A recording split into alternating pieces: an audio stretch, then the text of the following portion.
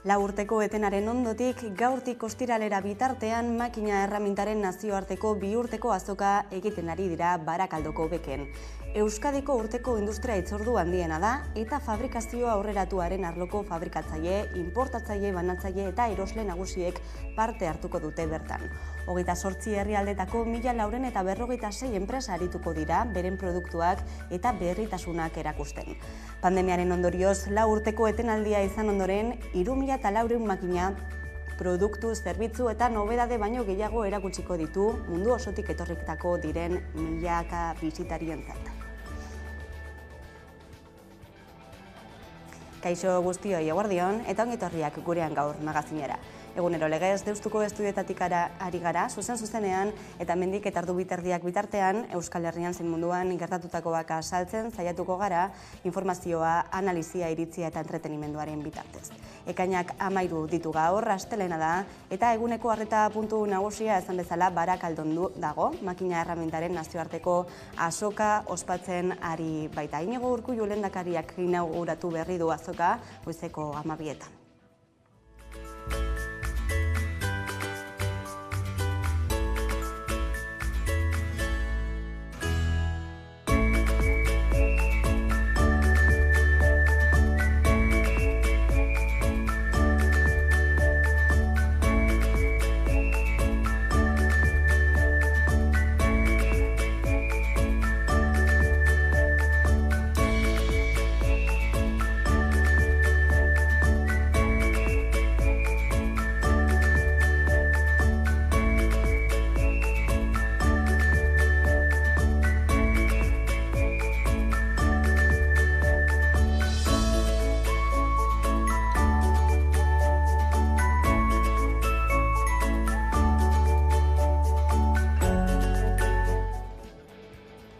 Horixe Barakaldoko Beken bertan eta bien bitartean Bizkaiko metalgintzaren ordezkari sindikalek deituta manifestazioa egin dute goizean Barakaldoko Bekeren atarian, makina erramintaren bienala ospatzen ari den tokian bertan. Mobilizazioak eta 3 greba egun iragarri dituzte hitzarmenaren negoziazioak desblokeatzea eskatzeko.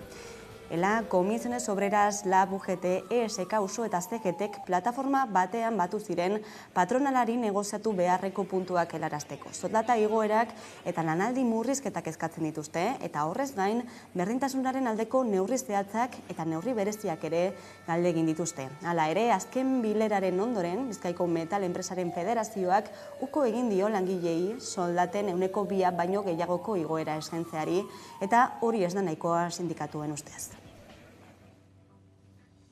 Eta eguneko beste arreta puntu nagusia Frantziako presidente Emmanuel Macronen Ensemble Aliantzak gehiengo osoa galtzeko arriskua daukalako Frantziako Asamblea Nazionalean.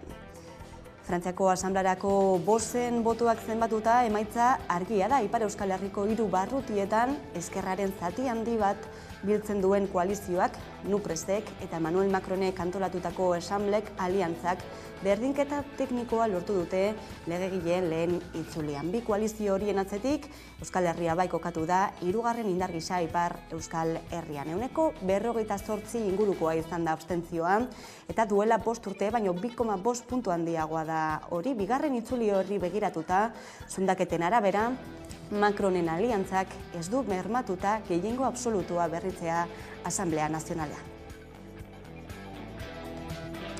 Eta bestalde Gotzone Zagarduik azalpenak emango ditu gaur legebiltzarrean proposatutako eredu aldaketari buruz.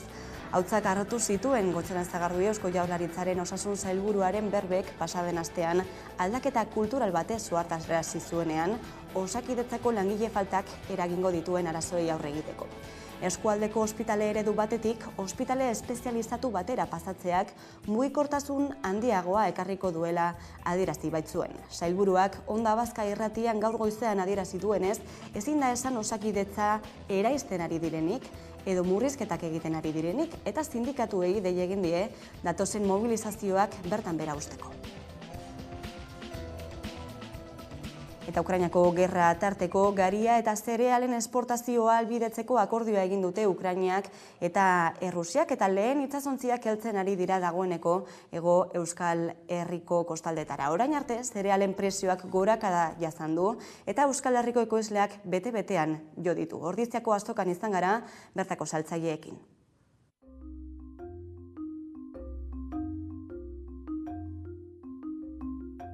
Ukraina mundu osoko ale esportatzaile nagusietako bada, zerealen esportazioan munduko 5. bidalketen 9%. Otsailaren 24an gerra hasi zenetik 22,5 milioi tona zereal blokeatuta egon dira Ukrainako portuetan, eta horrek Euskal Herrian ere eragin handia izan du. Esaterako hemen aurrean dugu Madalena hau egiteko Ukrainatik esportatzen den ganari hori erabiltzen dute, eta hemen Ordizian azokan gaude eta okinek esan digute ikaragarri igo dela, 130 igo dela gariaren prezioetan. Ni guri erosten dut, eta lehen bidai baten izaten zen, hasi nintzen, 1.000 euro ondo labiltzen ginen. Hasi ginen igotzen, eta 1.500 Eta gero azkenean 1.900 piko, ia 2.000 euro. Eta ja beste mezu bat bidali zidaten, askoz garestu indala, eta prezioa eta lista bat jarrita eta bidali ziguten, eta ez dakit urrengo bidaia zenbat izaten da, baina 30 tanto por ciento gehiago.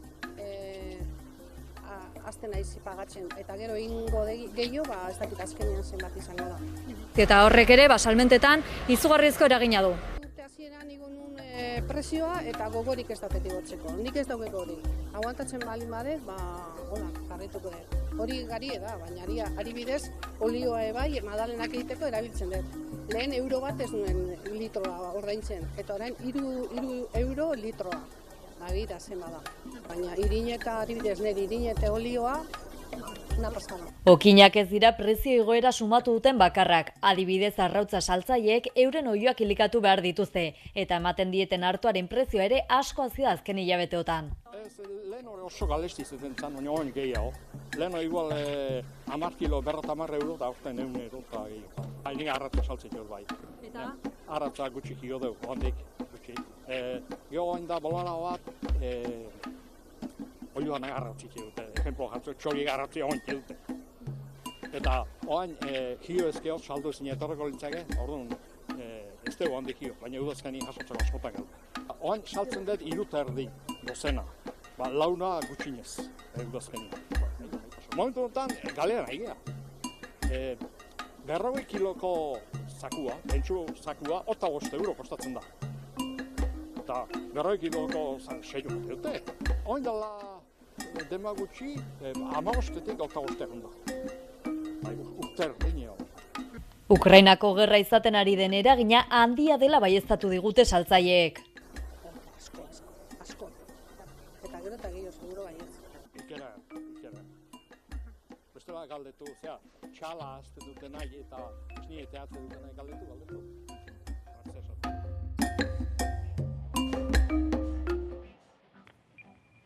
Eta argindarraren prezioari dagokionean bihar sartuko da indarrean Bruselak onartutako salbuespen iberiarra. Horrela, gazaren prezioa mugatuta elektrizitatearena ere jaitsi egingo da 15% eta 20% artean urtebeteko epea izango du neurriak.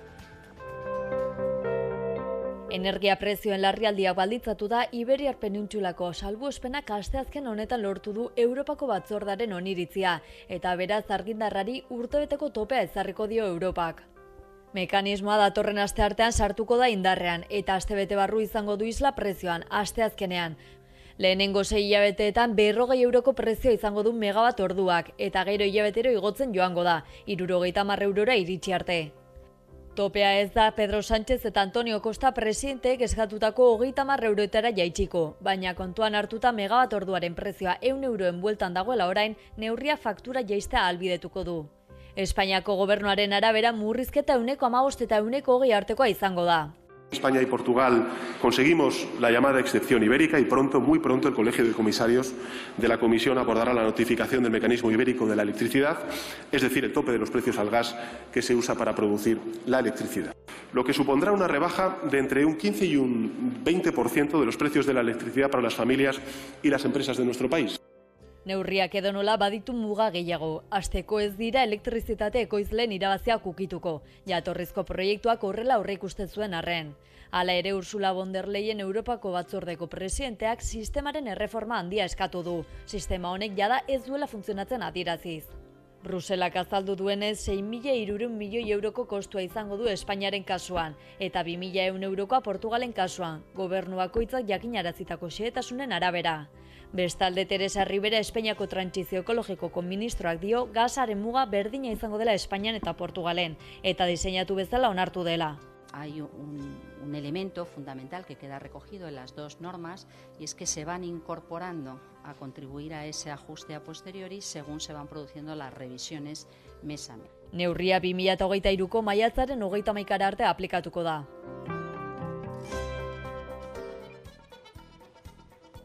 Eta bestalde gailu elektrikoetarako kargagailu bakar eta unibertsala ezartzeko akordioa onartu du Europar Batasunak. Eta beran duenez 2024ko udazkenean sartuko da indarrean. USB-C motako ataka ezarriko da aparatu guztientzat eta milaka kableren eta hondakin toxikoak mugatzeko helburua du neurriak. Udane Arbero.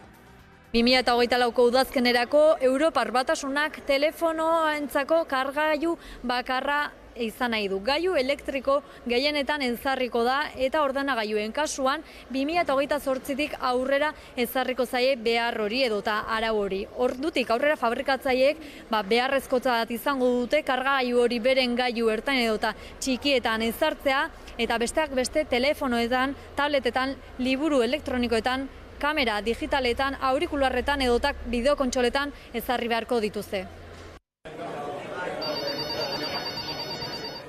Kargagailu bat mugikorrerako, beste bat tabletarako, hirugarren bat kamera digitalerako, bideokontsolarako, entzungailuetarako eta Europak aski dela dio. Europar Batasunak erabaki du USB-C modako kargagailu unibertsal bat ezartzea gure bizitzan aro digitalean 2024ko udazkenetik aurrera lagun ditugun gailu guztientzat. Baina gailu elektroniko guztietarako kargagailu bakarra izatea ez da abantaila bakarra. Thierry Breton Europar Batasuneko barne merkatuko komisarioak azaldu duenez, arau berri honek 1000 tona hondakin elektroniko aurreztuko ditu urtean. Eta hori arau bakar baten bidez. Gainera urtean ia 200 kilo CO2 murriztuko lirateke. Alegia 10 milioi smartphone eta 2600 tona lehengai. 2,600 tons. Eta badakigu gaur egun lehengaien egoera inoiz baino kritikoagoa dela. Our materials more than ever. Araudiak alferrikako erosketak eta materialak alferri galtza saiestuko du. Estandarizazio horretatik libratzen dira ordenagailu eramangarriak, errele adimendunak eta USB-C bere tamainagatik jasaten ez duten gailu txikiak. Europako kontseiluak eta parlamentuak formalki berritsi behar duten akordio horretara iristeko, oraindik USB-C erabiltzen ez duten Apple bezalako enpresa boteretsuen erresistentzia gainditu behar izan da. Hain justu oraingoz Applek ez du Europako araudi berriari buruzko adierazpenik egin, baina duela gutxiko zenbait filtrazioen arabera, 2023ko iraian hasiko da USB-C sarrera bere mugikorretan jartzen.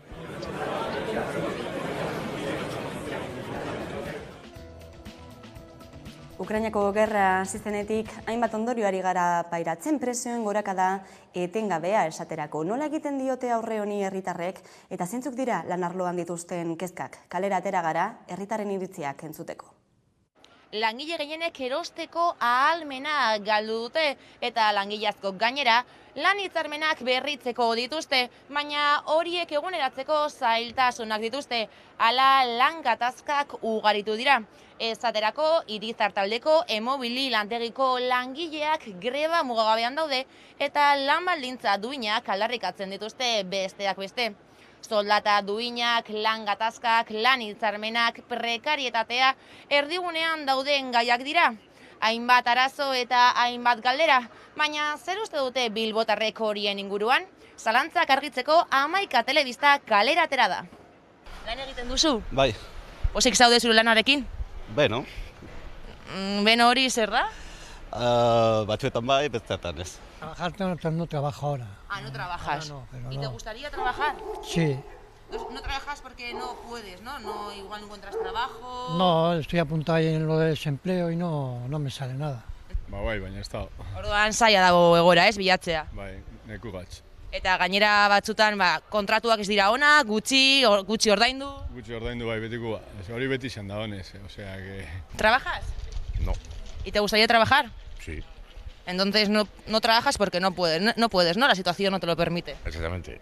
Eta jende asko dauka behin-behineko lana, hori ez da konpondu, eta bai horrela gaizki goaz. ¿Estás contento con tus condiciones laborales? Más o menos. Sí. Más o menos. ¿Y qué le dirías a tu jefe? A mi jefe, yo amo a mi jefe. Egiten naizela lan prekario batean, erizaina naiz, osasun publikoan orduan badakiten naizela prekarioa, baino bai aldaketak ikusi diala azkeneko urtetan edo COVID eta gero, bai ikusi dira neurrik. Greba mugagabean daude, haien eskubideen alde, nola ikusten duzu hori? Beharrezkoa, bai. Zan ere presioek igotzen jarraitzen dute, baina soldatak berdin, ezta? Bai. Gazta ekimenak badeki bere potentzialidadia, baina ikusi da erantzun instituzionalagaz ez da gula lortu gure prekarietate egoeratik urtetia.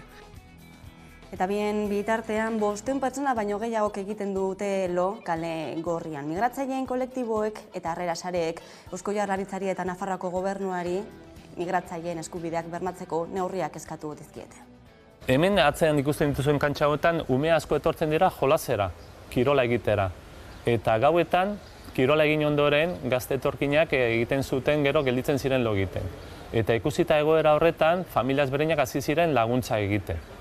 Baina, karo, kontua da, guk laguntza ezberdinak egin arren ere, guk ezin digula konponbide habitazional hori ipini, ezin digula eguneroko ikastaroetara eta hori antolatu, guk laguntzen diogu, informazio ematen diogu, eta egoera da hori ez, jenteak kalean dagoela.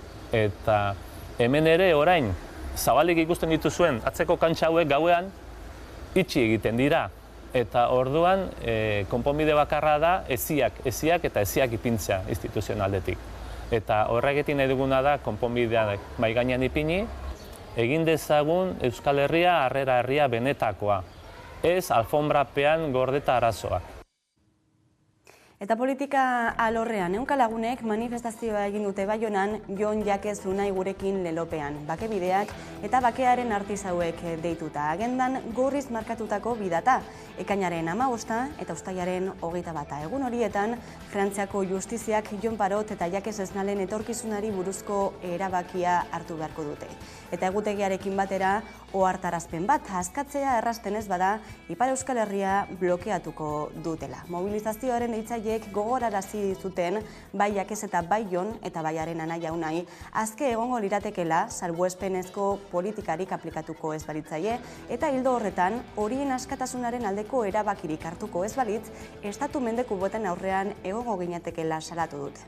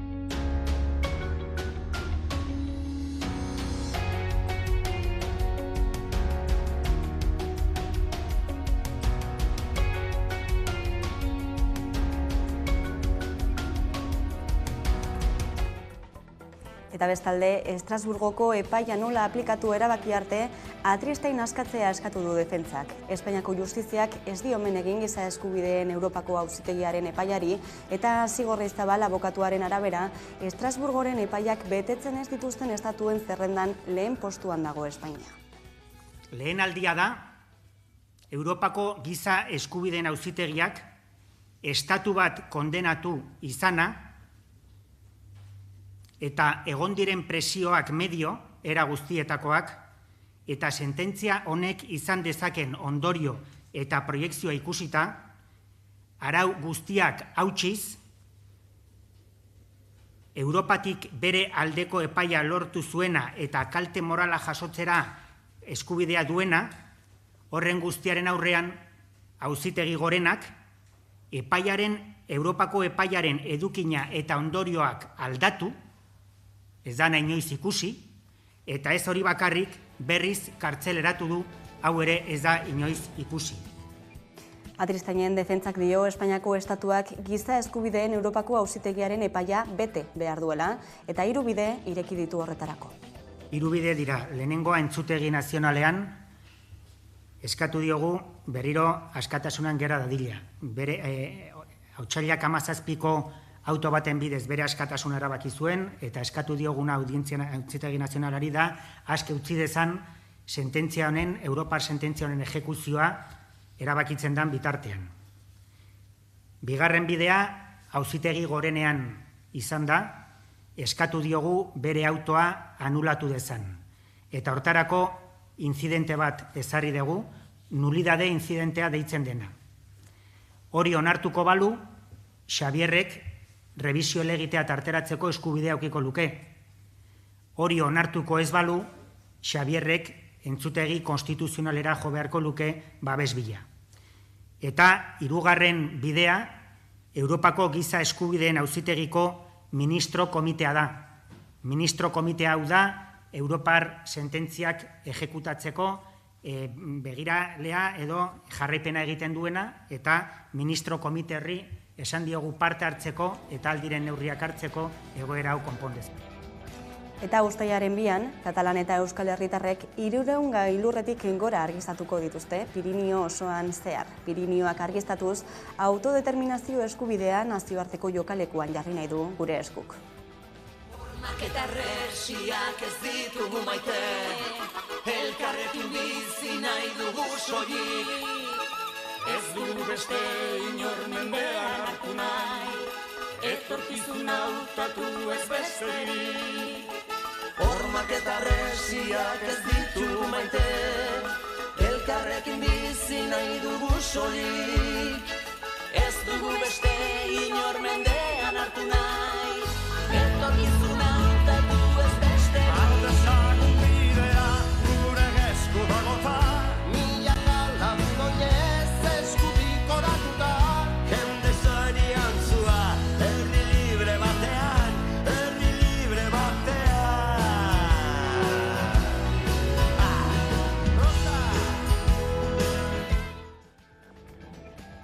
Eta ingurumenarekin lotuta, berri kezkagarria gizakiaren arrastoa Antartikara ere heldu delako. Zientzialariek lehen aldiz aurkitu dituzte mikroplastikoak Antartitako elur erori berrian. Sakonean aztertu dugu fenomenoa.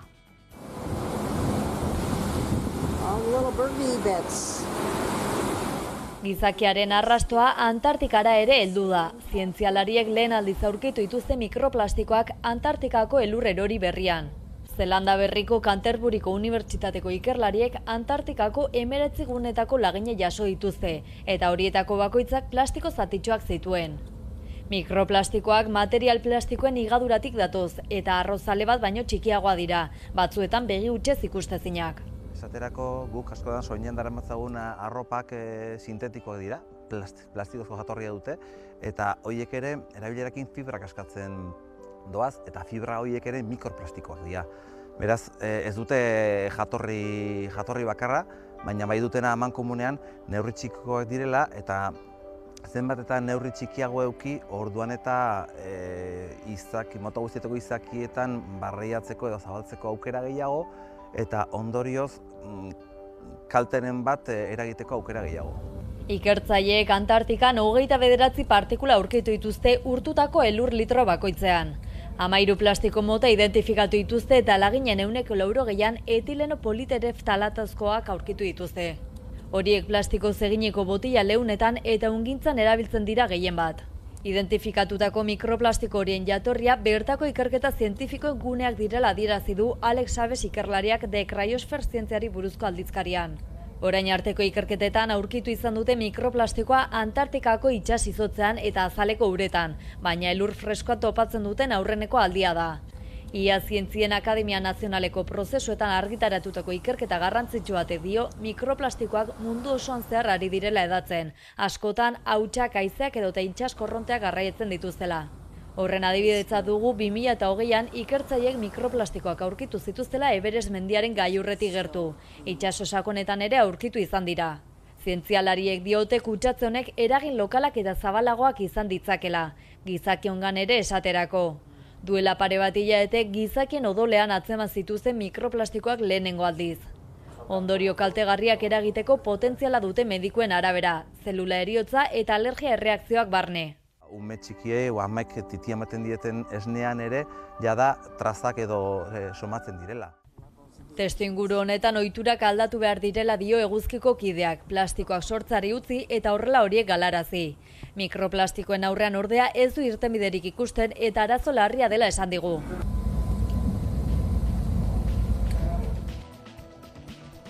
Kultura alorrean Badon proiektuak irabazi du AEK Korrika kultur sorkuntzarako beka eta Ines Osinaga ekimenaren nondik norakoak azaldu dizkigu. Emakumea ardatza elkarrizketa tartean onatx aurrerapen bat, baina gogoratu elkarrizketa osorik ikusteko aukera duzuela amaika.eus atarian.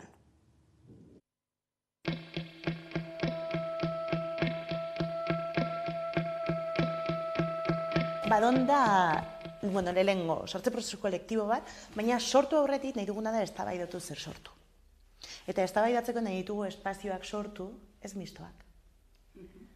Kuestionatzeko zer den euskal kultura, zer den transmisioa, zer transmititu nahi dugun zer ez, etengabe entzuten dugun diskurtso bada transmisioa eten egin dela. Euskal kulturaren transmisioa etena dagoela. Eta aria ez dadin eten, eragin behar dugu transmititzen, eta transmisio eredu hori beti da goitiberakoa, adinez, zer den transmititzen duguna, guk esaten duguna gure hipotesia da. Bale, agian transmisioa eten da. Aukera bat izan daiteke. Zer transmitituta da, zer ez. Zer kantatzen zen beste espazio batzuetan, beste Euskal Herriko beste ertz batzuetan, beste lur batzuetan, beste gorputz batzuek, beste jardun batzuetan. Nik nahi imaginatzen duen euskal kulturaren horrelako epaimai bat bezala zegoela, Arantzazu, Mikel Laboa eta Xabier Lete horrela esaten dugu, bai da euskal kultura, hau ez da euskal kultura, ez? Eta zer da euskal kultura? Zer da gu egiten gaitu hori, baina nor gara gu? Zer ordezkatzen dugu gutasun hortatik? Hori guztia eztabaidatu nahi dugu, eta eztabaida prozesu hortarako gorde dugu aurrekontuaren parte bat, eta nahi duguna da diseinatu prozesu hori kolektibizatzeko modu sano batean, bai norbanakoentzat, bai anitza izan dadin, ez dadin gelditu nire agenda zuri Gipuzkoanan, ze ni Blankita Gipuzkoana bat naiz, eta esaten dudanean sorkuntza prozesu kolektiboak eta nire agendatik tiratzen dutenean, ateratzen zizkian izenak, ateratzen zizkiana dira. Orduan, agian, hor egongo gara batzuk, eta gero goltzan beste gorputz batzuk egongo dira. Agian, nahi dugu eztabaidatu zer kontatuko dugun, eta gero egingo duguna da horren inguruan sortu espektakulo bat, kolektiboa, interdisiplinarra, edukiko dituenak sorkuntza alor desberdinak elkarrekin, hola? Eta hurrengo Korrika kulturalean estrenatuko dugu.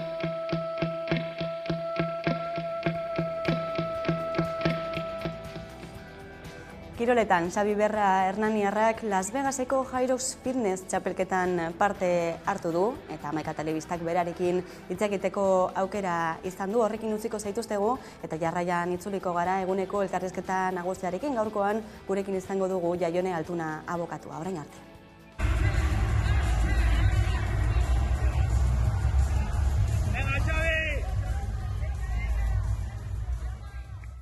Hyroxa sortu berri den lasterketa bat da, eta bertan 8 indar proba eta 8 kilometro korrika alternatzen dira.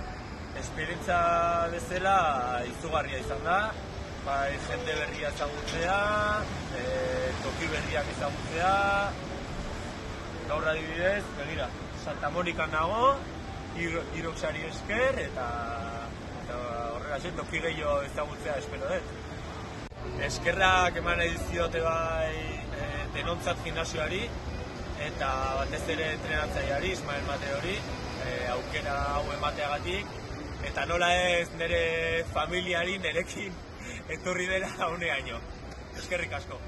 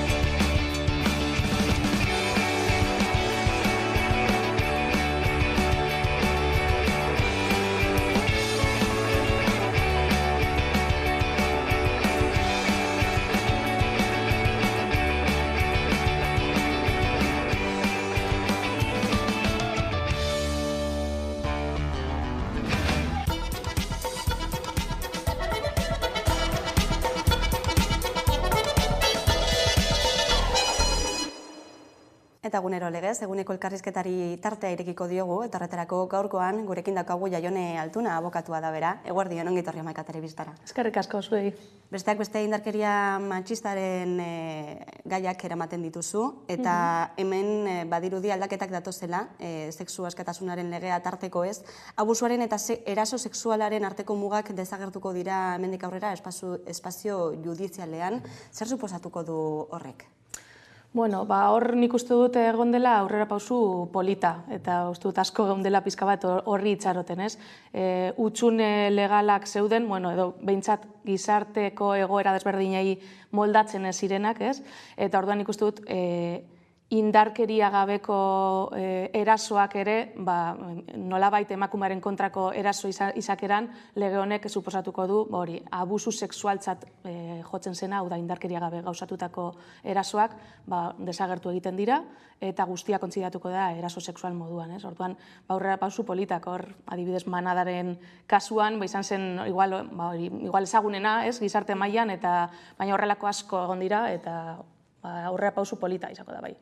Aipatu duzu hutsunetako bat betetzera datorrela, izan ere orain arte, zeintzuk izan dira antzeman dituzun hutsune nagusiak indarkeria matxistaren aurrean, esparru judizialean?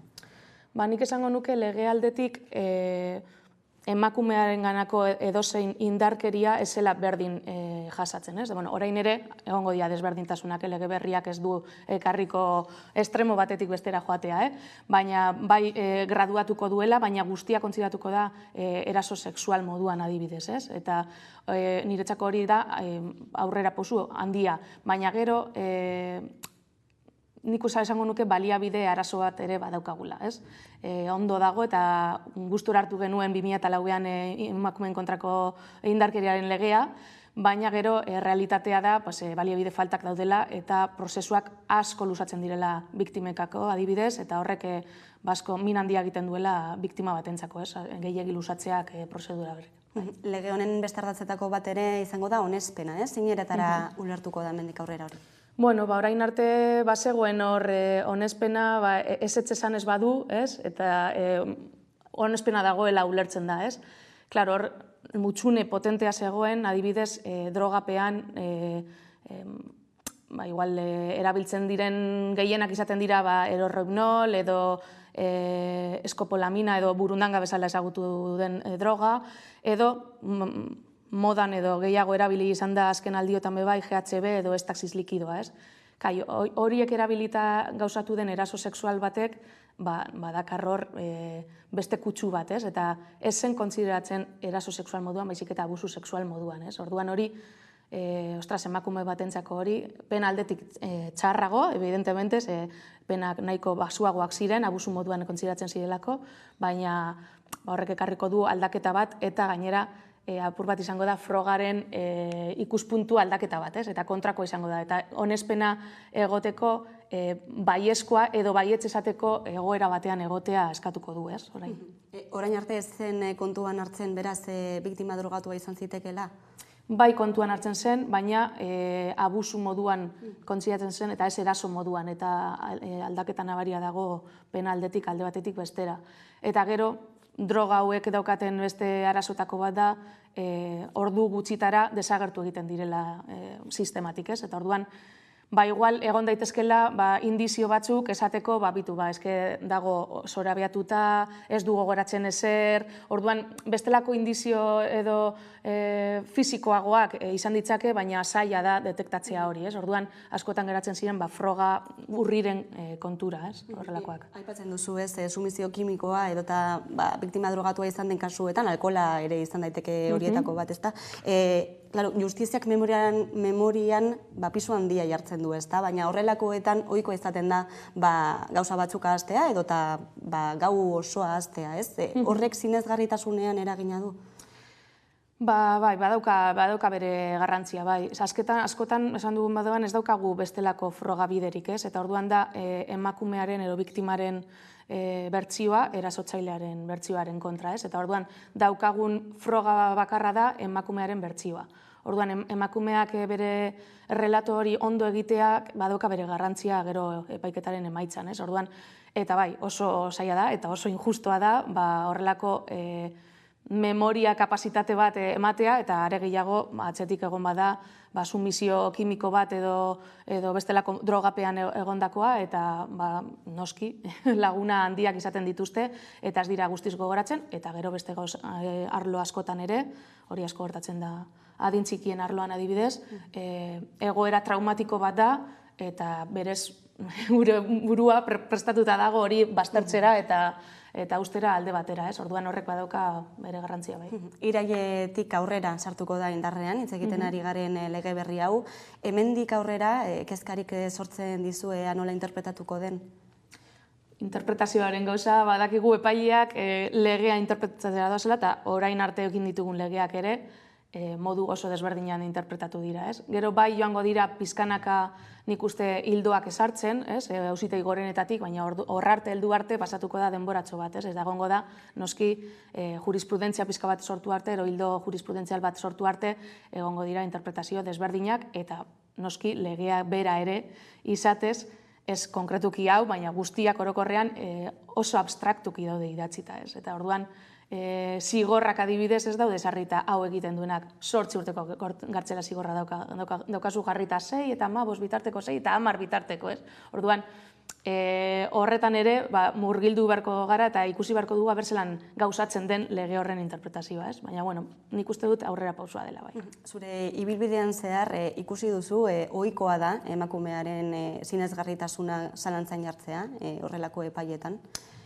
Nik uste orokorrean ezetz, baina egia da, segun eta kasua zelakoa den, oso mediatikoa bada kasua, bai komunikabidetatik eta orain ditxarrago bai gizartearen aldetik ere, min handia egin dezake. Eta kondizionatu dezake gainera, baldintzatu dezake nahiko biktimaren jarrera epaiketa batean edo epaiketa bera bere. Eta nik uste dut hor utxune handia daukagula sisteman, eta egia da askotan biktima bera dela apur bat jartzen dena hor kolokan erdigunean, ez? Eta esatuzu, ostras, bera da ustezko biktima, behintzat, ez? Eta bere kontrako relato bat egotea gizartean aldetik adibidez gainera orain daukagula oso horrez klik batean gure iritziak ematea eta min handia egin dezake bai. Gainera askotan ez, kasu mediatikoetan, La Manadako kasuan esaterako oso argi ikusten zenez nola jartzen zen zalantzan biktimaren bizitzan oinarrituta, ez? Bizitza pribatuan oinarrituta. Bai, nik uste dut gainera kasu horretan estrategia prozesal hutsa izan zela. Eta askotan egoten dira fugak, informazio fugak, igual sekretupean dauden sumarioetakoak eta ostras, hor kontu handia auki behar da, eta inoiz ez da jakiten nondik, baina askotan ikusten da atzetik zer datorren, ez? Zelako hori da txispa piztea, eta gero, norarte doan zua, ez? Baina askotan min handia egiten dio, eta biktimari epaiketa paralelo bat egiten zaio, ez? Eta horrek dakarrenarekin, klar. Indarkeria matxista kasuetan, esparru judizialean dauden utxunezari garela, berbiktimizazioa izan daiteke beste zutabetako bat, ez? Askotan gertatu hori da, biktima eta erasotzailea epaitegi edo epai berdinean aurrez aurre egotea, ez? Edo eta zeharkatzea bata bestearekin. Bai, hor ikusi daiteke, badago aukera eskatzeko, bestelako baliabide batzuk ere epaitegitan, ditugu bionboak eta horrelakoak, baina edo adin txikien kasuan adibidez egiten da proa prekonstituida esaten duguna, ez? Aurretiazko froga hori egiten dena bakarrik biktimarekin, gela batean, bestelako entorno lasaiago batean berarentzako, profesional batzuekin, txikiak direnean jolasen bidez, eta galderak egiten zaizkio bere hizkuntzan, badaude segun eta zer motatako kasuan ari garen, badaude baliabide batzuk, baina egia da batzutan bai topo egin behar dutela eta bertan ikusi erasotzailea, ez. Eta protokoloak aldatzerik edo ez dago? Bai, egongo da aukera, baina dena da baliabide kontu bat. Eskazak ditugu nire ustez. Imaginatu, Bilbon ditugu bi epaitegi bakarrik emakumeen indarkeriarako, eta oso lanez gainezka daude, eta askotan epeak adibidez, legez esarritako epeak laburrak izan beharko litzatezkenak emakumea babeste aldera, askotan lusatu egiten dira, eta emakumearen adibidez, relatoa berriro behin da berriz kontatu behar izan du, ez? Egin diogunean, joan denean, atxilotze zentrura, hor egin duenean denuntzia, kontatu du. Etorri denean abokatu asistentzia egitera, kontatu du berriro. Etorri bada gizarte langilea laguntza ematera, kontatu dio bebai. Epaitegira joan denean lehengo deklarazio egitera, kontatu du berriro. Epaitegira ekipo psikosozialera denean, berriro. Eta epaiketa badago, epaiketa dara denean, berriro, ez? Bitu zenbat biderrez kontatu behar duen, eta zenbat joan daiteken degradatzen relatu hori, ez? Orduan, oso garrantzitsua da lehen urratsoiek eta ondo hartzea biktima eta ondo azaltzea guztia, eta berak jakitun izan daiten zelako prozedura izango duen, eta horretarako ere prestatuta egon daiten, ez? Bai, bestela gertatu daiteke ez, prozesua bertan bera ustea, ez? Baina eta berriro kontatu behar duelako, gertatu zaiona, traumatikoa izan dena gainera? Bai, traumatikoa denean, gero badaukaguz kasuak direnean oso larriak, eta kasu horietan, igual egoten dira informe psikologikoak esaten, ez duela rekomendatzen epaitegian egitea bere deklarazioa, eta orduan egitea beste modu batean, aurretiaz edo dena delakoa, baina bai, ez da bat ere erreza, eta hori azaldu behar zaio hasiera batetik biktimari, eta askotan, tamalez, geratzen dira erdiguneko batean, eta bertan bera usten dute prozesua bai. Aurrei egindako sexu abusuak ere jorratzen dituzu, zenbateraino dira ohikoak? Bueno, OMS-en arabera, 5 batek jasan du bere haurtzaron erabezaroan, 17 urte bitartean, sexu abusu bat bere bizitzan zean. Orduan, kontuatzen baditugu gure inguruko aurrak, esaten duzu, ostras, Europa maila batean, dira datuak, baina esaten duzu, ostras, 5 bat, potentea da, zenbaki potentea. Dira, ez, Eliza Katolikoaren ere mutik datozenak, baina datuek esaten dute familia ere muan gertatzen direla gehien bat. Bai, gehienak esango nuke 185 bitartean biktima emakumezkoa izaten da, edo neskato txikiak. 11-13 urte bitartean gauzatzen dira gehienak, baina 17 arte ere luzatzen dira nosbait. behin da berrez errepikatu izan dira, ez dira baten gertatutako gauza bat izan normalean, eta erasotzaileak ehuneko oso portzentai altu batean, 80-tik gora, hurbileko norbait da, familia esparruan gertatzen dira, gerta daiteke bai izatea estraeskolarretako edo irakasle bat edo horrelako zerbait, edo entrenatzaile bat edo horrelako bat, baina asko gertatzen dira familia eremu batean, igual ez du izan behar odolesko familia tarteko bat, baina bai izan daiteke lagun min bat, familiako lagun bin bat edo izaten da, eta portzentai oso altu batean gizonezkoa, igual 89 portzentai batean. Bai. Eta normalean adingabeek ez dute gertatutakoa kontatzen, zein eratara eragin diezaioke horrek prozedurari? Asko. Orain Rodez legea sartu zenean indarrean, preskripzio arazo hori igual, ja gainditu dugu nolabait, ez? Eta ja dira urte asko pasatu behar dira, berak kontatzen duenetik, ez? Preskripzio hori gauzatu arte. Lehen geneukan arazo nagusia zen hori, ez? Aurrek edo ez zuten kontatzen, edo familia hurbilekoan kontatu eta isilarazten zuten, edo ez ziren konstiente. Hain txikietan egindako abusuak izan, edo erasoak izan, ez zirela konstiente, eta nagusitan, beste modu batean edo, irten gauza horiek, ez? Orduan, Rodez lege horrek lagundu zuen horretarako, bai. Eta gero, relato hori, klaro, lehen esan duguna oso zaila da ume bateri kontaraztea zer gertatu den zehaztasun guztiarekin, ez? Horren arira nolakoak izaten dira prozesu hauek? Oso gogorrak. Aurretiaz egindako frogak erabiltzen dira eta bestelako esparru komodoago batean, lasaiago batean, hizkuntza ulerkorrago batean egiten zaizkie galderak, baina ez dira batera errezak aurrak txikiak direnean. Nagusitan, urtea pasatu dira eta gauza asko ahaztuta ere. Orduan oso gogorrak izaten dira bai berantzako eta bai ingurukoarentzako, askotan irtetzen da, edo aitak edo osaba batek edo bortxatu zuela edo abusatu zuela, eta horren frentatu behar zara bai zure referente bat denari aurre egitea, eta zer nolako prozesuan gainera. Aipatu duzu lehenago, preskripzioa atzeratu egin dela, dagoeneko urte asko igaro behar direla delitu mota hauek preskribatzerako orduan, baina preskripzioa hitz egiterakoan, beste delitu mota batzuetara begiratuta, zuk zen iritzi daukazu? Nire iritzi pertsonala da, ez A, ez B, oso abokatu erantzun bat emango dizutez. Egia da, direla delitu batzuk gizartearekiko oso larritzat ikusten ditugunak, eta larriak dira, eta askok daukate iritzia ez luketela inoiz preskribatu behar, ez? Horretan sartzen bagara, eraiketa bat, ere, preskripzioa egon beharko luke, ez? Horrelako kasuren batean, terrorismo kasuetan ere preskripzioa egon beharko luke, bai edo ez? Sartuko ginateke kode penal osoa ikustera, ez? Badaude bestelako delitu batzuk ere, min handia eragiten dutenak, eta kasu berean gaudenak, ez?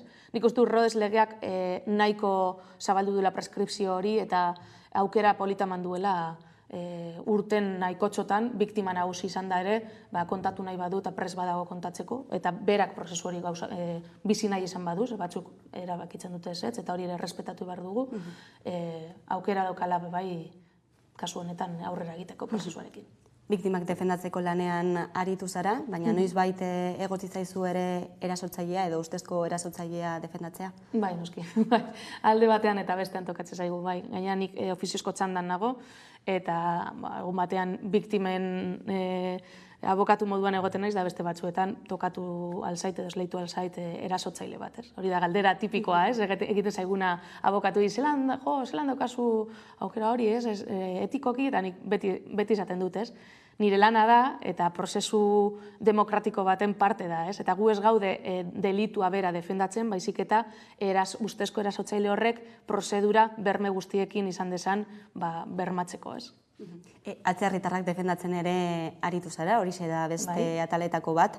Atzerritarren legearen ondorioz egoera administratibo bai regularrean daudenek defendatzeko, zer nolako oztopoak daude? Bueno, asko, ez? Askotan oso galduta daude, prozesu gehienak zabaltzen dira bakarrik egoera irregular batean egoteagaitik, ez bestelako ezer daukatelako, ez? Redada bat egiten delako kalean, edo identifikazio bat eskatzen zaielako, eta eskatzen zaielako, ez? Eta gero, askotan ez daukate frogabiderik, ez daukate dokumenturik, orduan hizkuntzaldetik ere trabak izaten ditugu, egiten dugunean asistentzia komisaldegian eta epaitegian izaten ditugu itzultzaileak, baina tarteko gure bulegoan batu behar bagara haiekin, askotan gabe zer gure hizkuntza kapazitatea mugatuari lotuta, ez? Eta, bueno, zelan edo alan moldatzen gara, baina baliabide falta badago bai. Baliabideak behin eta berriro da aipatzen duzuna, faltatzen ari dena. Baita ere migratzaileekin lotuta, ez? Irungo muga aipatu beharra dago, bertan egiten direlako, ez? Itzultzaileak berotan, legearen arabera nolakoak dira? Legearen arabera, berotan egindako itzulketak ez dira legezkoak. Ez behintzat Schengen mugetatik barrurakoak izandakoak, ez? Barne mugakoak egindakoak. Kanporakoak beste gauza bat dira, baina kasu honetan asko kritikatzen dugu Zeutan eta Melillan gertatzen dena, baina etxe ondoan daukagu Irungo muga hori eta egiten dira. Eta ez dira betetzen eta ez dira bermatzen eskubideak kasu horietan. Eta horrelakoetan, egoera administratiboetan daudenak atxilotzerakoan, gero, zein prozesu zabaltzen zaie? Bueno, zabaltzen zaie prozedura administratibo bat, ematen zaigu epea 48 ordutan egiteko alegazio batzuk, prozedura horren kontra, edo espediente horren zabaltzearen kontra, eta, klaro, hor topatzen dugu lehenengo muga, 48 ordutan topatu behar ditugu pertsona horrek hemen daukan arraigoa frogatzeko medio guztiak, eta askotan oso zaila izaten da. Beste batzutan, atzerritarra bera desagertu egiten da, eta joan egiten da, espulsio horren beldurrez alde egiten du. Orduan, haiekin kontaktatzea ere zaila izaten da askotan. Orduan, ikusten gara prozedura oso arina dela lehenengo fase horretan, gero epaitegira sartzen dugunean, normalean ezeskoa egiten digutelako alegazio horiei, igual peak luzeagoak dira, baina epaitegiko ataskoare dago ikielako. Eta, hor, igual batzutan denbora irabazten dugu beste modu batera lortu alizateko erregulazio hori, baina oso gutxitan, egia esan. Eta zen nolako erantzunak egon daitezke ezaterako atxikimendu zentroetara eramatea ohikoa da, atzerriratzea ere gertatzen da? Bai, ez nuke esango ohikoa denik, edo igual behintzat ahaztuta daukagulako, pandemia dela eta egia da zentru horietara eramatearena badagoela orain momentu honetan nahiko lasai, baina zergaitik pandemiak bere garaian fronterak itxi zituelako mugak ixtearen ondorioz zentru horietan bakarrik egoten dira estantzia oso labur bat, ezin dira egon hilabete eta erdi edo 2 hilabete baino gehiago. Orduan, hortik erabaki behar dute, bere herriera itzultzea edo azke ustea. Eta pandemiak ekarri zuen mugak itxita egotea, beraz ez zeukaten aukera beste herrialdetara bidaltzeko. Orduan, nik uste dut oraindik gaudela hor transizio momentu horretan, eta nik behintzat azken aldiotan ez ditut horik ikusi, bai espulsio espedientea zabaltzearena, eta hori epaitegitan erabakitzen da, normalean epaitegitan arte jotzen dugulako. Eta zenbaterainoko pisua du alde ideologikoak epai baten emaitzan?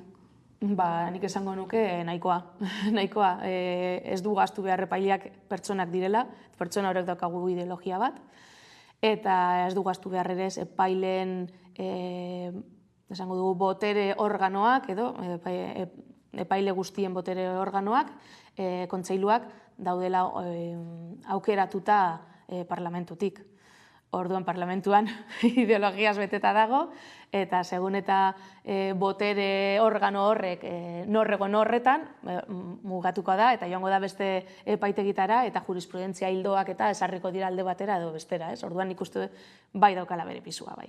Eta horren aurrean, zein hausnarketa zer egin daiteke? Horren aurrean gauza gutxi, borrokan jarraitzea, baino ez. Jone Altuna, abokatuan, mila esker gaurkoan Hamaika Telebistara gerturatzeagatik eta gako guzti hauek ematagatik. Eskerrik asko zuei gonbidapenagatik. Tarte bat eta jarraian itzuliko gara kulturari heltzeko, orain arte. Etenaldiaren ostean hasi dira Igorreko jaiak. Jai batzordeak ilusio handiz antolatu ditu aurtengo jaietako ekitaldi desberdinak. Gauzak horrela egitarauan aldaketak egin dituzte ahalik eta herritar gehienek jaiez goza dezaten. Jai batzordea berandu hasi zen arren festak antolatzen, inoiz baino parte hartze handiena izan du eta gainera 2019ko baldintza antzekotan egingarriak dira. Aldaketa nabarmenena herri bazkariaren egun aldaketa izan da. Bueno, beste barik, jai batzordea modu parte hartzailean funtzionetan dau, eta bertara proposamenak datoz, horrek dakar, gauze asko, edo, eskeletoa bera bardine izitea, baina bai dalkar, proposamen barriek dauzenean, proposamen horrik aurrera eroan alizitea. Proposamen barriek, egon gara urte batzu proposamen horregaz, da azkenean indogune da herrire bota galderea, da proposamen handiena izin de herri bazkariena. Azkenean ohitut egon gara beti guenetan izitea, eta gure izin dugu, azkenean herritar askok esan dugu, ia segaitik ez dugu nite zapatuen, joan aliziteko garen guztiet. Ostiralean arratsaldeko 7:00 txupinazoa bota zuen Kepa Intxaustik. Aurten parte hartzea handia izan dela nabarmendu dute.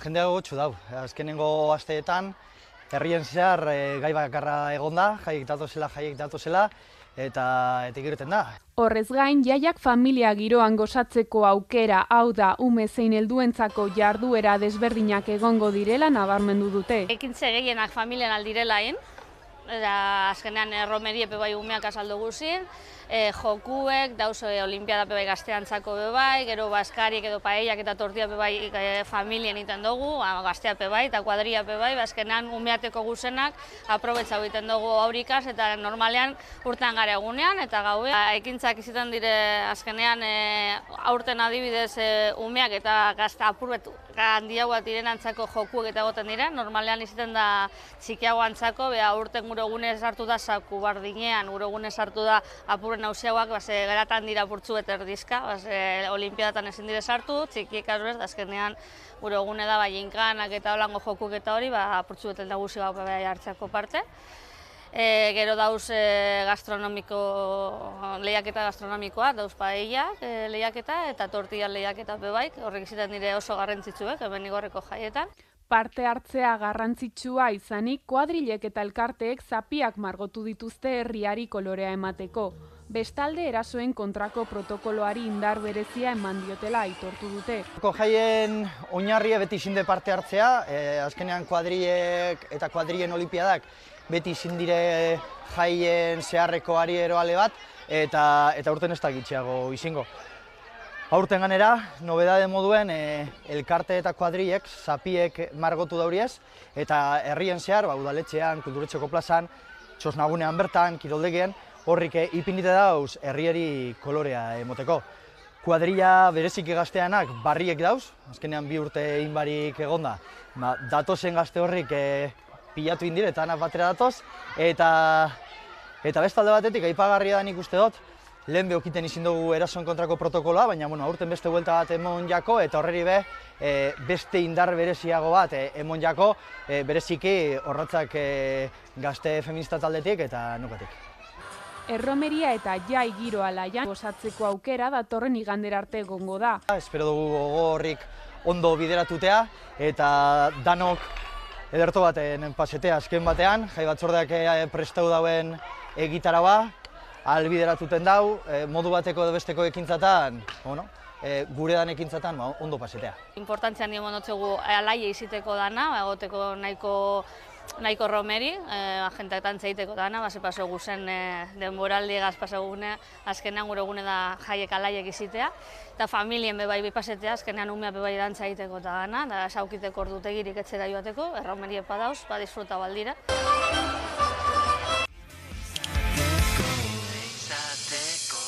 Euskal Herriko aktualitatea ikusteko eta jarraitzeko beste modu bat da Hamaika Telebista. Eguneroko gaiak alde batera utzi gabe, itzalean direnei arreta eskainiz eta tartea emanez.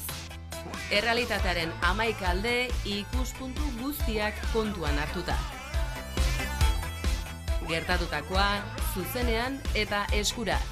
Noiz nahi, edonon eta euskarri guztietan gainera. Telebista egiteko beste modu bat posible delako.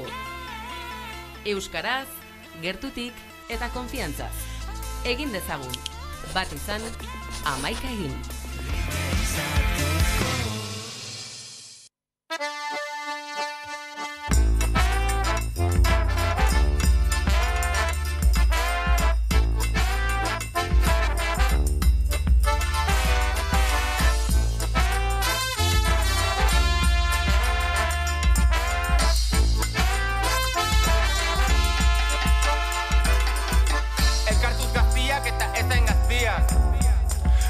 Euskal Herria, Brass Banda eta Trikitia, Rocken Brother eta Chill Mafia, ja.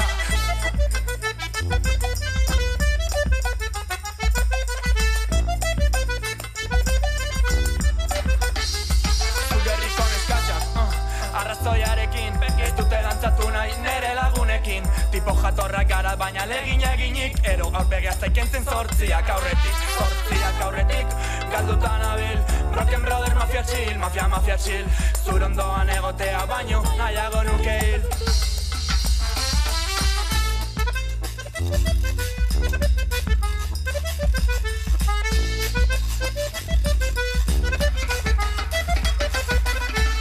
Virtuala poli, dutirak Mikel Goñi, euskal pilota pitzu eta herri bat moli, aurpegia margotu diot gorri.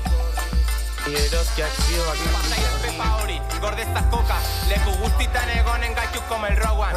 Abanguardia gaituk zuek ordea folk aspaldil genuen la roka, baina batzuk segitzen duzuen lotan.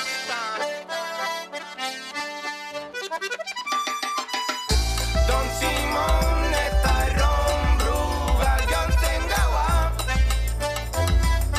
tamaina neua heldu da. Don Simon eta Erron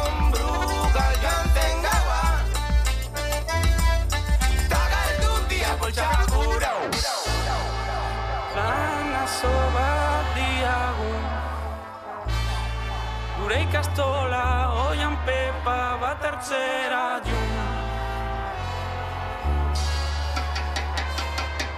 Irrinak aintzina jotako kantak entzun. Adiós, llama a los municipales.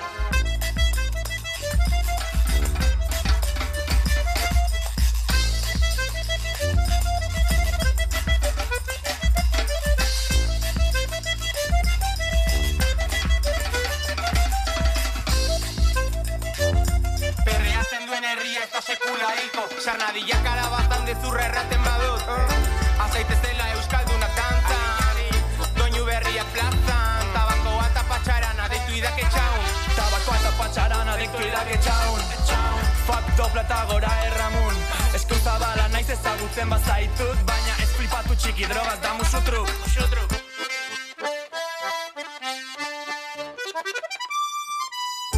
Don Simon eta Erron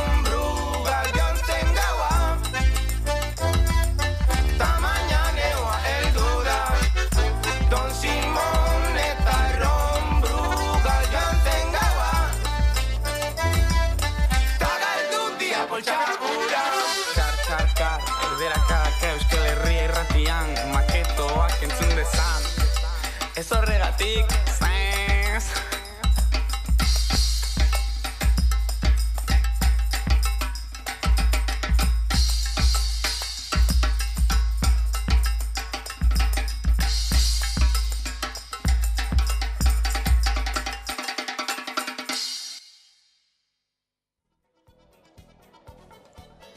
Eta kulturari ateak irekiko diogu jarraian, periferiaren mugak dokumentala eta ikerketa lana sakonean ezagutuko dugu.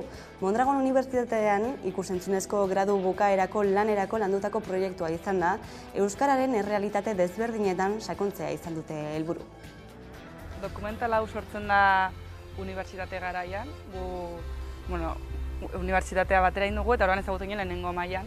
Bertan ikusi genuen ja lehenengo mailan bakoitzak euskararekiko guk eta gure klasekideek bakoitzak euskarekiko errealitate oso ezberdin bat genuela. Eta orduan, laugarren mailan, gradukarako lana egiterako orduan ikusi genuen aukera bat horri buruz gehiago ikertzeko eta horri buruz lan bat egiteko. Orduan, hasi ginen ikertzen eta ikusi genuen ahotsak.eusek ikertzen zuela euskararen inguruan eta Euskal Herriko herri bakoitzean ze egoera zegoen, baina ikusi genuen falta bat Euskal Herriko muga guztian, Espainiar eta Frantses estatuekin dugun muga guzti horretan, ikerketa falta zegoela edo ez zegoela material handirik. Orduan ikuste pixkat hortik sortzen dela, ez? Bai gure jakin-minatik, bai gure errealitate ezberdinetatik eta falta horretatik. Nik uste izan dela ideia pixkat 4 urtetan garatzen jundana, eta ez dela zerbait forzatua izan, igual azkeneko momentun idea dokurritu bartzitzegun da hoi hartu deula izan da pixkat, ekinek esan duen bezala klaseko arteko errealitateetikan ateran zerbait, eta gero baita gure kuriosidadea aldetik. Orduan, esan nuen erdi eta erdi izan dela. Egia da, adibidez, nire kasune edo Irenen kasune bai, zizorkeltikan oso erosokun ginen, edo gure errealitatea oso euskalduna zen, eta adibidez, ekinekin alderatuta edo, bakoitza bere errealitate ezberdina zula, baina baita ere, jakitea euskera legalki ofiziala ez den eremutan nola emateuen aurrea, ez dela berdina batzuk ez dutela hezkuntza publiko bat euskera zeman, edo eta horrek nola eragiten duen ikustea, edo transmisioan eta bilakaeran, 60. hamarkadetik ze bilakara ondan, denetan berdina ondan, ez? Hor pixka jakin hori. Bueno, ni Berriozarkoa izan da, Iruñondoko herri batekoa izan da, elkarrizketak egiterakoan ikusi dut ni askotan ere periferian bizi naizela. Ez naiz periferiakoa, baina bai askotan testigantzekin bat egiten nuela. Baina aldi berean ez, ikusi dut ez, azkenan niretzako igual hasieran periferia baizela mugako zati hori. Banekien Nafarroako egora oso ezberdina zela ez, 3 zatitan banatua dagoelako, baina igual ez nintzen naiz konstiente Bizkaia eta Araban zegoen egoera edo baita iparralden zegoen egoera. Orduan ikuste ere hor jakintza bat hartu dudala eta nire muga hori ez, haunditu egin dudala, periferia bastante haunditu egin dudala. Karo, hasi behar genuen zerotikan. Hasian ikertu behar genuen, guain arte indazion lan guztia, eta orduan, normalan bezala igual, zona batzutatikan kriston informazio pila lortu genuen, baina beste zona batikan etxe honen zer. Aiara aldetik eta hola ez geunez ze topatu, berta deitu eta informazio oso gutxi. Eta adibidez beste toki batetikan kriston pila, orduan pixka konpensatzeko ere zaila zen. Eta ero baita beste erronka bat zen elkarrizketatuk lortzea.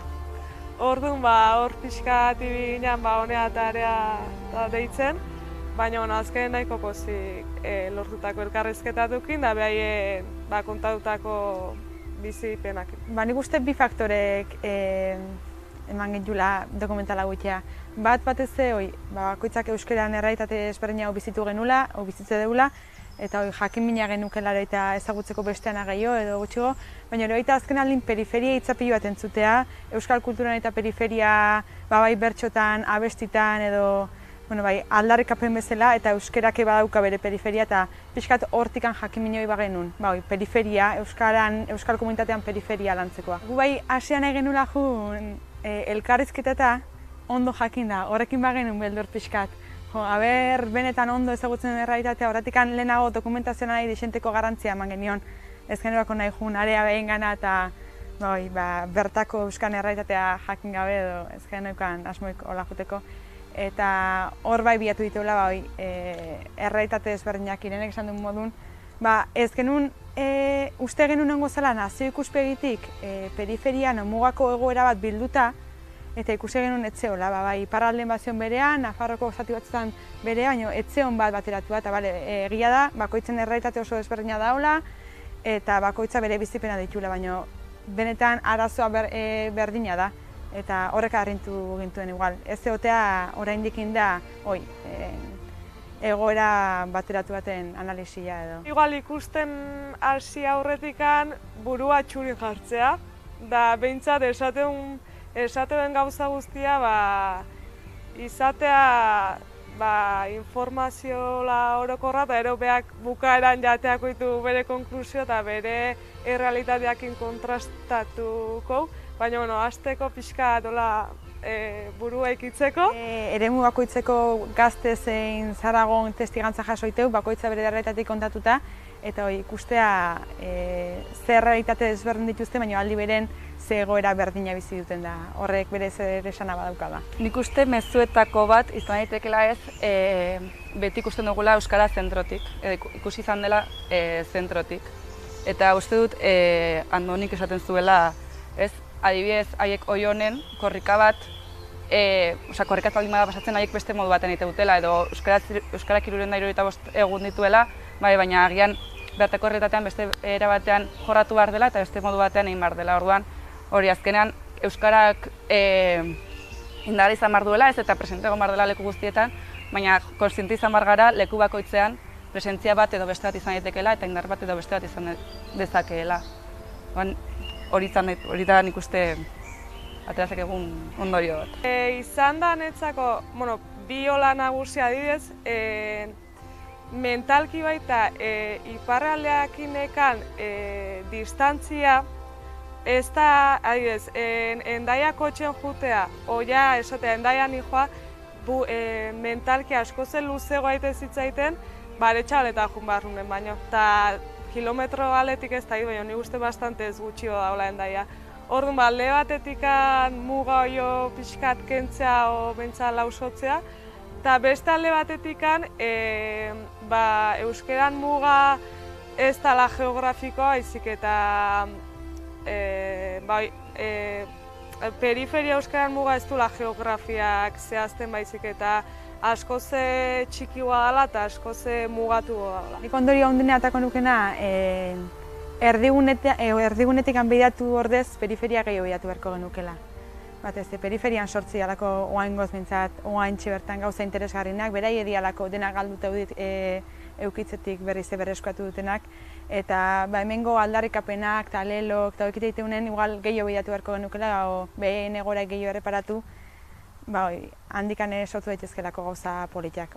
Batez, pixkat abanikoa ireki eta periferia da begiratzea. Euskararen unibertsoa oso zabala da, eta hori azkenean esan dudana ez, unibertso horrek oso errealitate ezberdinak dituela eta unibertso baten barruan unibertso txiki asko daudela. Eta denak direla baliagarriak ez, denak dira onartuak izan behar direnak eta positiboak esango nuke. Guk uste dugu gordetzeko oso interesgarria den gauza bat dela, ze azkenean Euskarak galdua egon zen eta errekuperatu zuten pertsona horiek gehienak hilda daude eta izan dira haien ondorengoak kontatu izan digutenak. Orduan, denbora joan pasa ala, guztiare galtzen joango da. Orduan, ikuste dugu egin dugula oso lan potente bat, bai dokumentalaletik izan dela ikusi duguna, baina gero ere txosten bat egin dugu, ikerketa bat egin dugu, eta hori oso baliagarria izan daiteke hemendik aurrera egongo den Euskararen garapen eta sustapen guzti horretan jakiteko nondik gatozen leku bakoitzean. Gezurra izan zaren esatea urtero lauengo nitula. Ze azkene denbo asko da eta nekatu ureit, baina nik uste importantena dela gogoa, eta behin gogoa alin bakazu momentun bat egon goa txarra eta momentun baten azkaduko zea, baina nik uste guain behin bukauta eta perspektiba batetik behatuta emate izuna behintzat jakitea ze aportazio bat indezula eta hortik ze atera daitekela nik uste horrek beste guztia konpensatzeula. Gure ustez, gure aletxoa txikila ondia izan jarri deu. Euskal periferian, Euskal komunitatea bintzat eman dieu, saiatu gara ematen testigantzoekin, eta espero deu etorkizun baten erabilgarria izatea ere.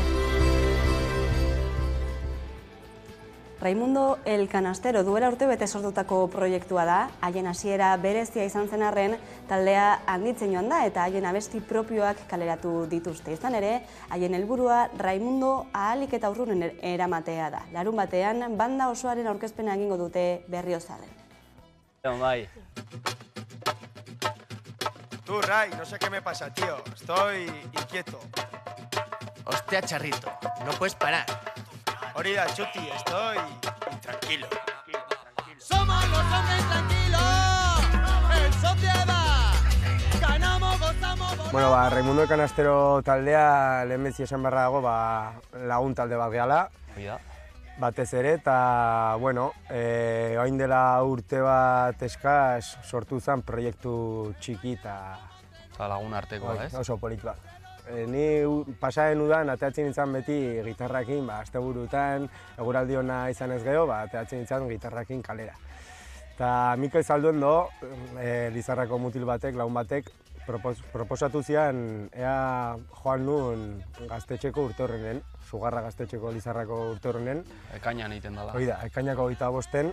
Taldea sortu baino lehen, proposatu zian, eta esan nion, itxoin, igual ni baino, ni bakarrik joko dut pertsona gehiagokin, lagun batzukin.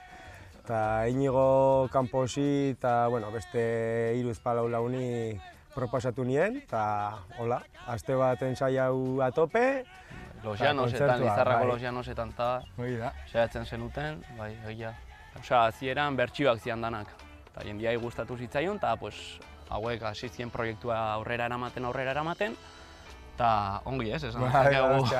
De puta madre, bai. Hoi da, bai. Iraia aparte nola, justo finka hontan, etorri ginen finka honetara, pixkat, asteburu intentsibo, ez dakit nola esan, baina bat egiteko, ez?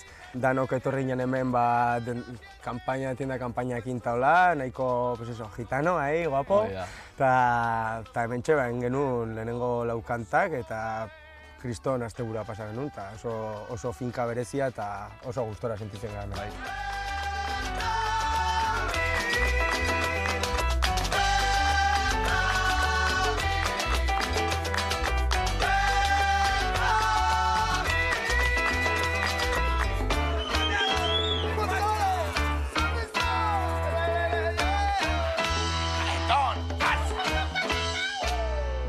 Taldearen osaerari erreparatuz, pixkat bi etapatan pixkat sailkatuko nuke. Lehenengo etapa izan zen aurrenekua, hasi ginela... Gaztetxeko urte hurrenean jo zen Gaztetxeko urte hurrenean jo ginenak.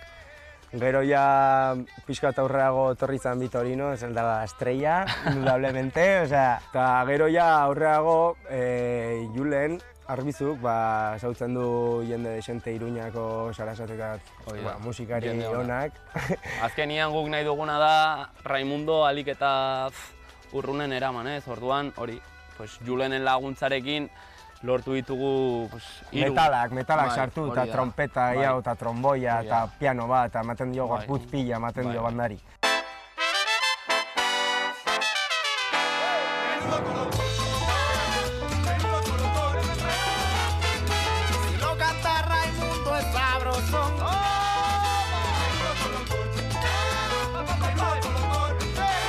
Hauek hasi zian eta kriston aldaketa nabaritu genion. Orain daukan soinua, Bai, dauka gorputza handia bat, eta hasi geha pixkat estilo diferentea jotzen, eta nabaritzen da aldaketa. Eta jende horrek dakarrena ere da, hori egin aldituzula gauza pila. Kalitatea. Hori da, azkenean gu kalekoak gara, baina ez dugu musika ikasi. Baina esentzia, Esentzia bai, hori hemen daukagu beti. Bai, baina hori, Julenek esaten die, hau, pin, eta... Mozart bezala, hori da. Eta listo. Hori da. Gure musika estiloa, hasieran hasi ginen rumbakin gehien bat, rumba jotzen, baina hain jotze dugu... Denetari. Pixkat rock and rolla, pixkat kumbia, jode gure, kumbia... Azkeneko abestia, hori menudo polokon ere, da salsera pixkat kumbia bat, bai, hori da, bai. Eta pixkat estilo guztiak, baina gure estilo, gure estilo zera garrapatero, ez da egit, dana, atatzen dana, ez? Hori da.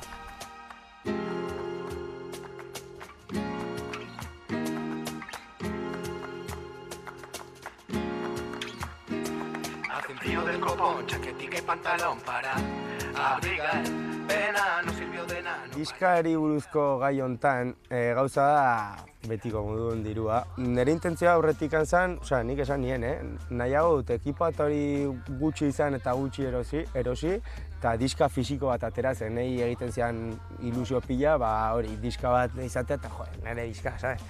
Baina, bai, pentsatu enun, gaur egungo internet eta mundu elektroniko hontan oso erraxa zala, jendea iristeko, grabatu, ustea dirua nahiko ongi grabatzen, eta gero, atera hori egin duen moduan, YouTubera batzuk bideoklipakin, eta beste batzuk, bakarra ez, Benjamin ez, Camina Camineros, eta Spotifyen eta hori, eta nahiko merke edo ekonomikoa den modu bat aurkitu dugu, eta orduan, hemendik aurrean nire asmoa egia esan, eta nahiko buru gogorra naiz egia esan.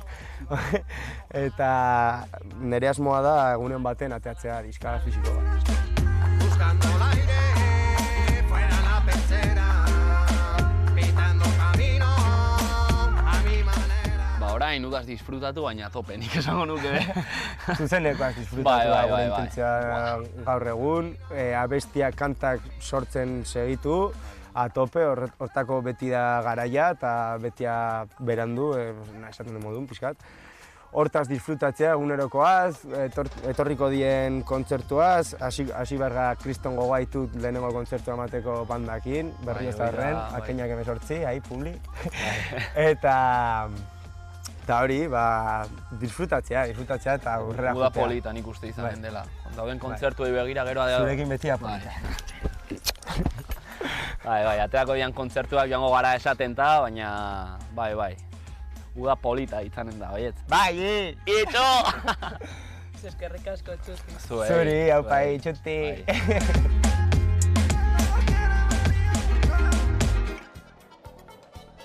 Eta Iruñeko Laba espazio berrian askotariko ekitaldiak antolatzen ari dira. Askotariko egitasmoak ere labetik ateratzen ari dira. Eta horietako bat da, ongi egiten dugu Iruñekoak izateko jendaurreko podcasta.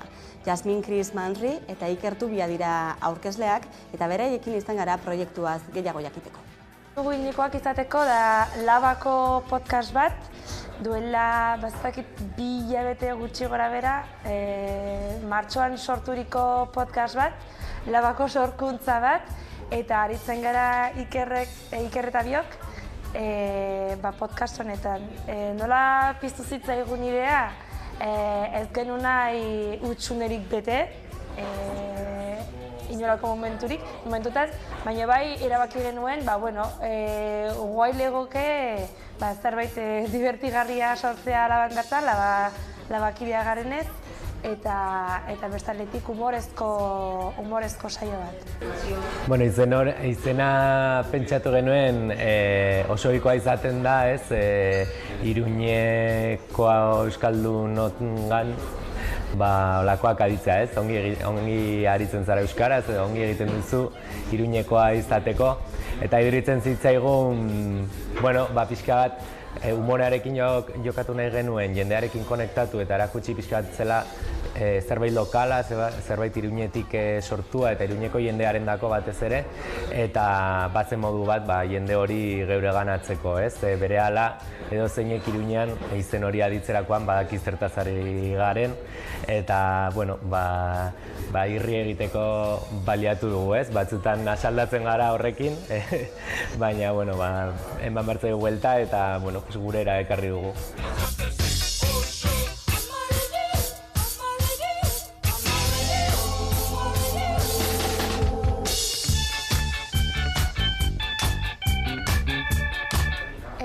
Podcastak ez du ardatz nagusirik esango nukenik, normalian deitzen dugu jendea eta animatzeko jendea esaten dugu etorri kuskuseatzera. Orduan esango nuke podcast hori dago pentsatua kuskuseatzera. Iruñeko gauzei buruz mintzatzen gara, gure gauzei buruz mintzatzen gara, gure adineko edo ez adineko jendeari buruz mintzatzen gara. Da, esango nuke popurri oso nahasi bat, baina normalki tortzen gara ona, ongi pasatzera eta parra egiteko esango nukenik. Bai, eta gero, egia da, errepasua egiten diogula pixka bat gaurkotasunari, ez bakarri kalekoari ere, eta baita ere, edozein albisteri, ez, Iruñarekin lotutako albistei, eta bada modu bat pixka bat, irri egiteko, baina eraberean ere, ez, gure mezu politiko guztiak ere hor daude, eta ez da kasualidadea, ez, ateratzen ditugun gaiak horiek izatea eta ez beste batzuk. Esan dut, humoretik bai, baina beti ere, badugu ere, ez, irizpide politiko batzuk, eta horiek ere presente daude.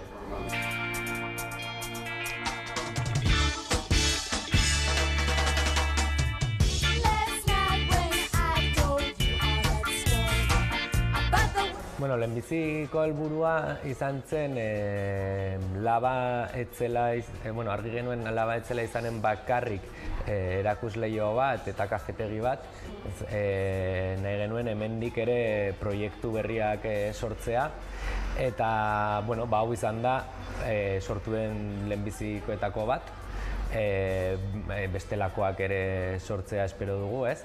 Eta orduan lehenbiziko helburua hori, ez? Hemendik ere gauzak sortzea. Hor podcastaren formatua iduritu zitzaigun interesgarria izaten altzela gaur egun, eta bai ikusi ditugu zenbait adibide, eta horietan aurkitu dugu inspirazioa, ez? Baina bestalde, hau ez da podcast profesional bat, ez? Gu honetan orain hasi gara improvisatzen pixko bat, eta beraz, helburu hola handirik ere ez dugu. Kontua litzateke jendea labara gerturatzea, saioa zuzenean ikusteko, bide laba ezagutzeko eta hemen jendea ezagutzeko, eta bestetik jorratzea, ez? Hemen inguruko gaiak, Iruñeko gaiak, euskaraz, humorez, eta hori ere bada beste helburu importante bat, ez? Horrelako podcastak euskaraz ez baitira inbeste, zakit badiren ere, ez? Hola modu honetakoak, eta bada beste tresna bat, jendeak ohitura dezan, ez? Euskaraz aditzeko, euskaraz gozatzeko, euskaraz ongi pasatzeko, eta hori da azkenean ere labaren helburua, orduan.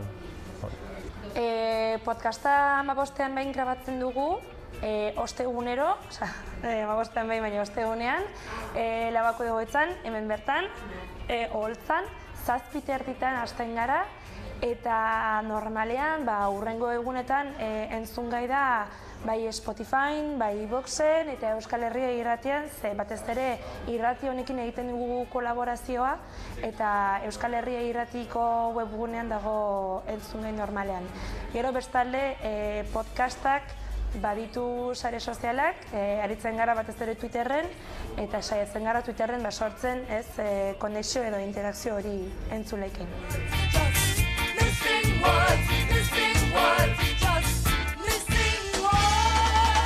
Ongi egiten dugu Iruñekoak izateko, gure podcasta da, batzutan ez dugu ongi egiten, baina hori berdin duz, saiatzen gara egiten, ez da? Ongi pasatzen dugu gutxienez, ongi egiten ez dakigu, baina, momentu nik uste oso atsegina da guretzat, eta baita ere entzuleentzat. Orduan ez galdu, 15ean behin ostegunean hemen Laban bertan, eta probestu baita ere labazkide izateko, ze Labako bazkidetza kanpaina hasi berri da, eta bazkideak behar ditugu, hasi que etorri, entzun, aditu eta ikuskuseatu.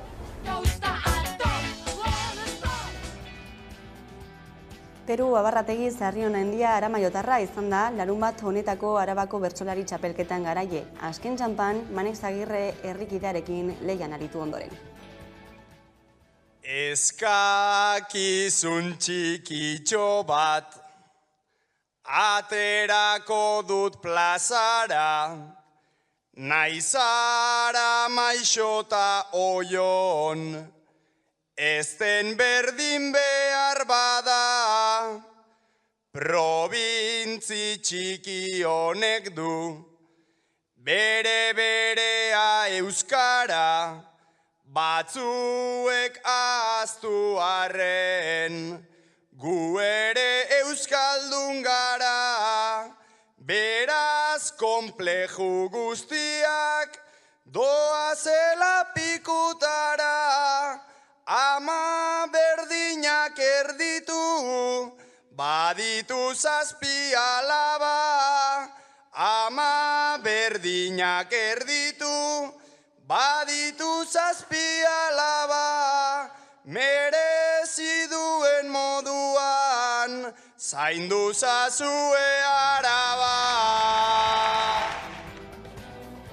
Hauze izan da dena gure aldetik, eta Jarraian eguneko albiste nagusiak ikusteko aukera izango duzu orain arte. Euskal Herriko aktualitatea ikusteko eta jarraitzeko beste modu bat da Hamaika Telebista. Eguneroko gaiak alde batera utzi gabe, itzalean direnei arreta eskainiz eta tartea emanez. Errealitatearen 11 alde ikuspuntu guztiak kontuan hartuta.